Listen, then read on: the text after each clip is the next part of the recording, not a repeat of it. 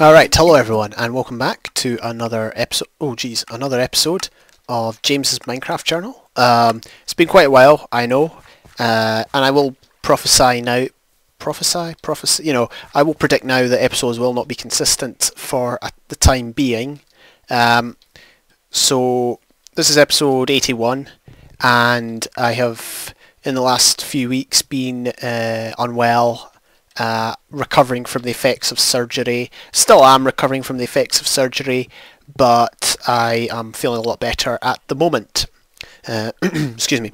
I did try to record one of these, or this episode last week, but it kind of didn't come off as I hoped, and I ended up deleting the footage because... Why did I delete it again?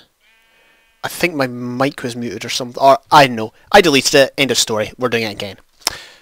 So yeah, while I have been unwell, I have worked quite a bit on this. Not worked on it so much recently, but in the early stages when I first came back from hospital, I was on this a lot, and a lot has changed. So first things first, let's have a look at what's changed around here. Well, in this immediate vicinity, not much, but we will just take a walk over to the fish farm. We'll actually be on the fish farm because there is some new buildings have been planted. These are just temporary buildings. You'll notice there's a bunch of villages there. I'll get to that in a minute. First of all, though, you can see I've finished the reed farm.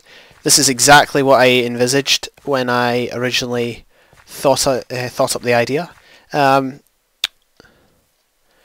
course, it's not automated, but you can probably get a ton of reeds. Oh, you can't even see. You can't even see the whole thing. If I could just get up here. Let's up the render distance to 4. You can usually make things load quicker if you zoom in, but it's taking its time. But anyway, as you can see, come on, load in. I want that to load. There we go. It's struggling. It's struggling, but it will get there. So as you can see, we have got a lot of sugarcane all the way around spawn. That is perfectly fine. I quite like that. If we ever need a lot, we can get a lot. If we ever need just a wee bit, we can get just a wee bit. That is perfectly fine in my eyes. So anyway, let's go over here. So I created a bridge here to cross the river. I'm quite happy with it. I'm not entirely sure if you can ride a boat under it. I mean, I honestly don't know if I'll be riding boats down this river anytime soon. And also there's a fishing farm in the way, which is kind of annoying, but whatever. I kind of took inspiration online from a bridge I saw there, but I kind of did this up a bit. I added the half slabs up there. I changed parts of it. Firstly, I ran out of gravel, so I couldn't continue the path. But this is the foundation of our soon-to-be iron farm. We've got a bunch of villagers down here in preparation for moving them to the iron farm. And I'm not sure entirely where the iron farm is going to be, if I'm going to build it just like at this level here and then have the iron golems drop into a stream and then get killed by fire, or if I'm going to have it like way up in the sky. I will probably end up just putting it on the ground because I don't want to have, you know, something way up in the sky. Or I could do two. I could do 2 iron farms. I could do one down here, one up there. I'll see. We'll get to that at some point, but that's a project for the future. So yeah, that's one change. Let us head back to the Nether, because a lot of the stuff that's been going on has been done in the Nether. Now I want to apologise for the first bit, because in deleting my last attempt at an episode I actually deleted some very important footage, which I will explain now. Let's turn the sound down. So as you can see here, we've got a rail track. This rail track has not been seen before. There's also a rail track around here, if I could just get around it. Although this one's not complete yet. I'm still working on it. Alright, so let's take a ride down this rail track. So, basically this rail track is over 1,000 blocks long, which, for those who know their achievements, is... Oops, yeah, we'll have to do it. Is the on the rail achievement. So I did get on the rail achievement. I did record it, and I was going to like speed it forward until I got to the point where I got the achievement and hip hip hooray kind of thing. And first I've obviously deleted that by mistake, but the important thing is I got the achievement, and I am pretty happy with it. See, I was running back and forward originally to the next location, but I in the end just got too tired to doing that, so I just went for it on the track. Where are we going? Well, we will see in a minute. However, this tunnel goes to two different places. It goes to the ice place as well. The portal to the ice place is there because it happened to be the same direction, so I thought it'd be a good idea to link them up. We will be passing it in about 100 blocks. And it's not too far from the track. I'm not sure what I'll do, if I'll do like a track junction or something in the end, because I know how to do junctions now, having worked on them on the server. But this is what we've got for now. And I know it's just stone bricks, but honestly I don't care too much, just because it's up in the ceiling and the roof of the Nether and whatever. Here we are. Oh, the only time it lags was when we were getting to the... Oh well, anyway. Down that path is the Nether portal that goes to the ice biome. And I will see you at our next destination. Alright, so here we are at the end of the tunnel. Nothing too spectacular. Just a short drop. And here we are. So, you might remember in previous... I'm on peaceful. Yeah, I don't want to be disturbed. You might remember in a previous episode, we were looking for another fortress that would be able to spawn a lot of withers and, you know, be able to give us wither heads, basically, quickly and efficiently. Well, here's the thing. I looked all around the thousands and I could not find a good fortress. This was potentially the best one, and in the end it actually has turned out to be a pretty bad one. So let's... Yeah, basically, yes, it's next to a bunch of lava. As you can see, there's... Oh, you can't really see it. There is lava down there. So yeah, we do have spawning space reduced by that lava. But unfortunately, there is also a lot of landmass. And as you can see, I've had a job in my hands, having to half slab it all over. And I've still not finished. I've got tons to do, got a huge shelf up there to do, got tons of land over there to do, so it is far from finished. And I made the conscious choice not to use overworld stone bricks, or not stone bricks, overworld stone slabs, if you know what I mean. So I decided not to use these, or cobble slabs, or stone brick slabs on the ground. I decided purely to use nether brick half slabs, which I've obviously got from smelting down tons and tons and tons of netherrack, although I have run out, but not for long because I get tons of it from digging nether tunnels anyway. So yeah, it's not the best, I'll be honest. It's not the most efficient design at the minute. I do, however, have 6 wither skulls, which is pretty good. That will give us enough for a couple of beacons anyway, and it's beacons really that I'm after at this point in time. I think if I can get at least one beacon in my world, it will be... things will move a lot smoothly from there. And I've still to edit the fortress as well, because as you can see, I've got like safety barriers up, I've got... I've expanded some of the pads over there, but there's still a lot to be done. Like some areas of the fortress, like that bit up there, is inaccessible from down there, so need to work on things. But as you can see, we've got a lot of half slabs over, still got a lot of area without half slabs. So we've got that to do. It's going to be tough, but I reckon we can do it. Let's quickly jump up here, and we'll head to another part of the Nether. Alright, so now I've made our way over to the Blaze farm, and I will show you what has been done in the last few weeks. So here we are. You'll notice it is a lot different. We've got it all activated and all working. So we do now have a good XP farm. The zombie farm was good, but it was very, very, very, very slow. But this is a lot quicker. and it seems to work quite well, which I'm very happy about, because like the design I copied this off of, there wasn't like a guide on how to actually build the thing, and my blaze spawners here are not exactly like in a good position to, in proximity to each other, but hey, that's not much of an issue, or it doesn't seem to be. I've got plenty of levels and I've enchanted plenty of stuff. I actually have got a ton of blaze rods back in the smelting area. I decided to switch the coal out because I had like 3 double chest fills of them, or something crazy like that, I can't remember. But anyway, let's have a look at how it all works. So, I'll show it activated, but I think before we do that, I will show off the wiring. So basically, we have got levers on each of the spawning chambers. These control the lights to the lava that flows down to light up the spawners. I couldn't get a what do you call that?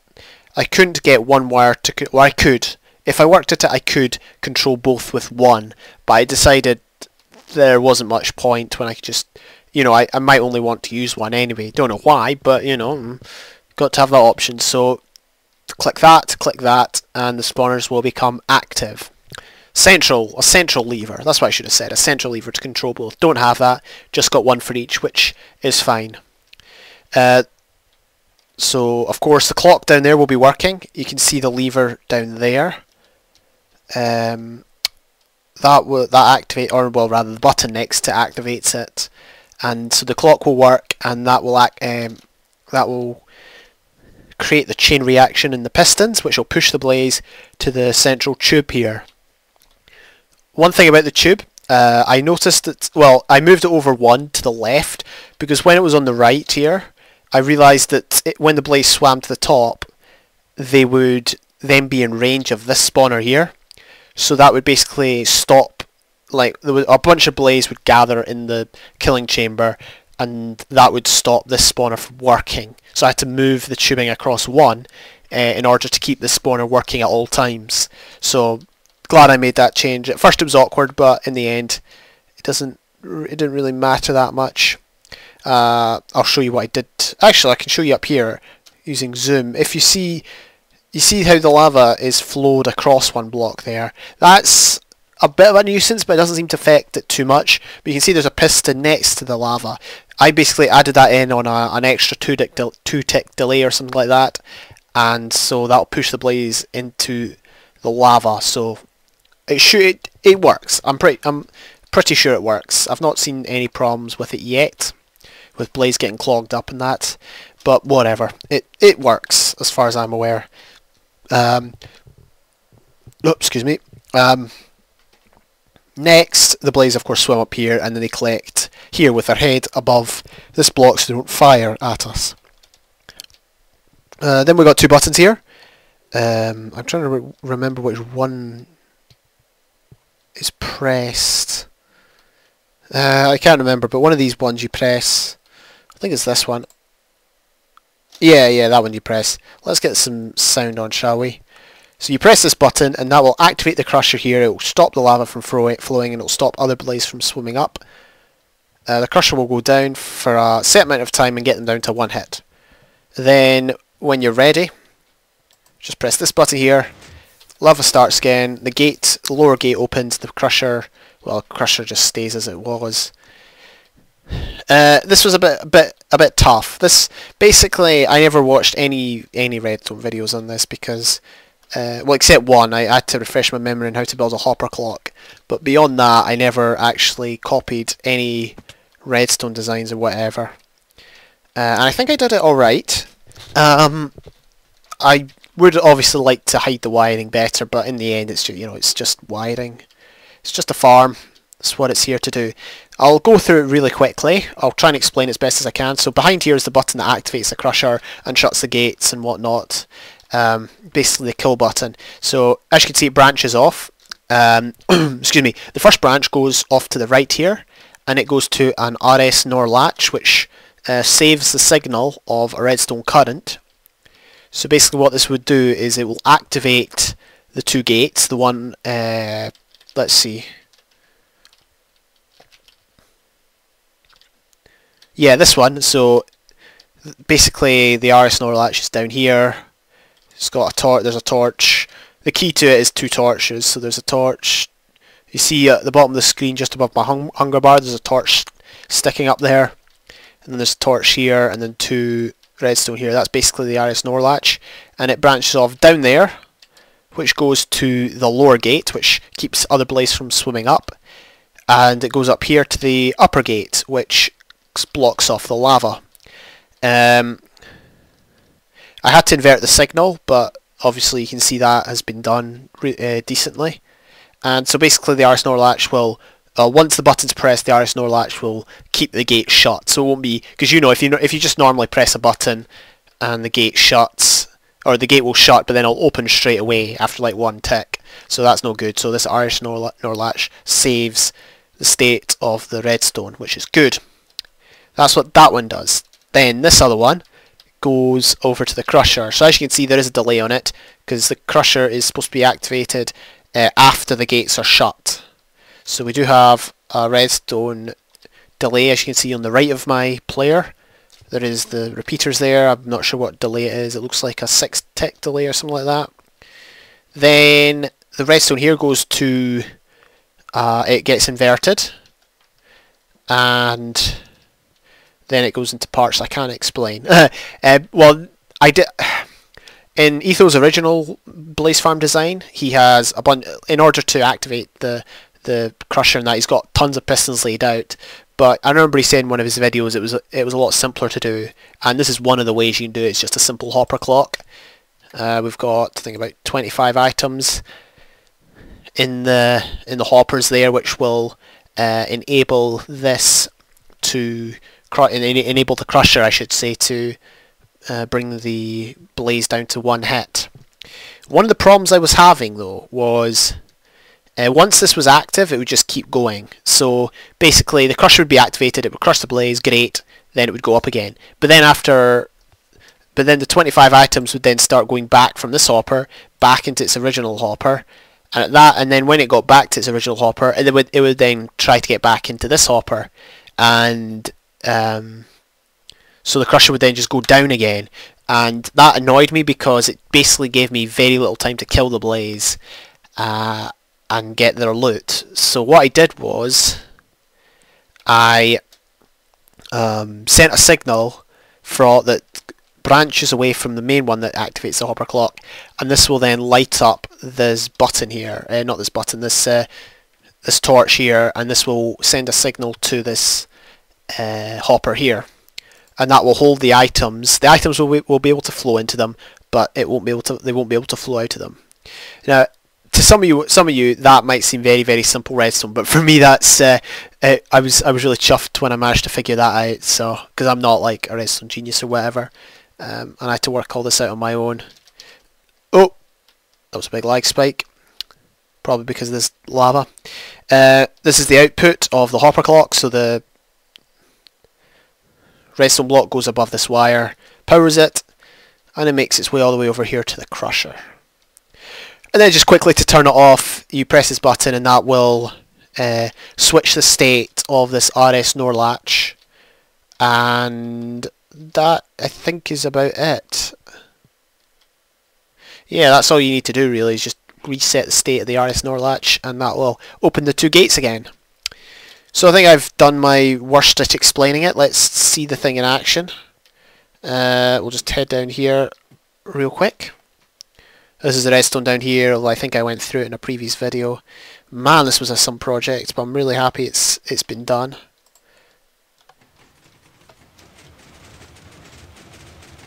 Pulse limiter, yep. Is everything working? Yep. We'll have to turn our game to hard. Oh yeah, I should also mention that the in and out way of the levers, not the lever, sorry, the in and out way of the room is here. It's like a subway station. Reason being, as you can see, I got all the walls done on it. I got tons of iron bars, which cost an absolute fortune, and I've got nether brick on the roof up there, which looks pretty good in my opinion. For the door, I forgot to put a door in, and I was like, oh, how am I going to get out? But then I realised if I put a door on, I might like be walking past, for example, and a ghast might shoot at me and break the glass like it did before. So I came up with a subway thing, so that's pretty cool. We might do a path going away from it and that, because hey, we need to make the nether look reasonably nice, right? Anyway, there's a blaze up there, not in the farm. Is that blaze? I think it's outside the... It better be outside the spawning area. Yeah, we kind of got a problem with zombie pigmen spawning up here, but whatever. Cheerio, my friend. So, what do? We turn off these. Turn off that. Turn off that. Already got a blaze spawning there, which is good. That lava will disappear, as it has done. And that spawner there is active. Yep, there's a blaze in it. So what we do now is... I'm just going to get all that off my bar just because I'm strange like that. Let's grab hold of our looting sword. Seems like a blaze just died to the... Blaze just died to the thing. There they are down there. Yeah, it seems to work. And then basically they'll swim up the lava thing here. Now what we do have here is instant damage potions, which means we can kill a huge batch of... I don't like the fact so many are dying in there. I don't know what that guy's doing. They seem to be working. So usually I just go AFK, I don't actually look to see how it's working, but it seems to work. I mean, it's pretty quick, and like it's quicker than a single blaze farm, obviously, because there's two of them. But you know, you would think there would be some time lost because of the inefficiency of the system, but it seems to be pretty good. Got a couple of guys in there at least. So yeah, basically now all we do is we just AFK, and we wait until a bunch gathers there. So I'll just AFK for a bit, and we'll see how many we get. Right, so we've got a bunch of blaze in there. I'm just gonna turn off the spawning, so that no more will swim up and all that. Guess we'll give these guys a wee bit of time to go in. You know what, there's so many there. So as you can see, we've got a bunch of blaze swimming up at the minute. We're just going to crush them right now. So as you can see, gates off, and then seconds later, or half a second later, the crusher goes down. Hopefully all these guys don't die. There's about 50 people, 50 entities in there. Okay. Then obviously we just do the whole, we have to kind of stand back a bit so it gives us time to switch to our sword. Throw the potion, switch to the sword, and we get all the XP, which is great. There was only about 50 guys in there. Usually I like to have close on 300. That was even enough to get us up to 30, unfortunately. Blaze give double the amount of XP of any other mob. But anyway, that's how it goes. I'm just going to chuck that in there, put the sword back, and we'll get all this back on our bar. So, yeah, that is the blaze farm. It works pretty well. I'm just going to turn that off to free up some lag. I'm pretty happy with it, and I've used it quite a lot already, as you can tell by the amount of blaze rods we've got in there. So that is another project ticked off the list. I might try to brighten it up in future, because obviously we've got the wiring exposed and everything. But for now, it does its job, and that's the main thing. That's what we want it for, XP and blaze rods. And yeah, so that's basically just an update video. This is just basically an update video on what I've been doing while I've been ill. Apologies that there's not been that many episodes lately, but I don't think anyone really watches, so it doesn't make much of a difference. But hey ho, it is my channel. I've got to keep it going. One thing I should say is I know there's been a lot of UHC lately, and I do like UHC, but if there was one aspect of Minecraft, if every other aspect of Minecraft was going to be taken away, and there was one I had to keep, it would just be single player survival, because I like it so much. It is vanilla. It is original. So yeah, I definitely want to keep this series going, but there will be a lot of UHC going up. I did try to do another game, Mountain Blade, which that won't be a series that'll like come out often. It's just if ever I feel like playing it, I'll play it and record it and put it up on the channel. But beyond that, I don't really think I'll be doing much. I might not even record it again. Who knows? It might just be in the seven episodes. But that is fine, and hopefully we can get back on the server. Although it's down at the minute, but I have been putting out server videos as well. So thank you for watching, and I will see you again next time, whenever next time may be.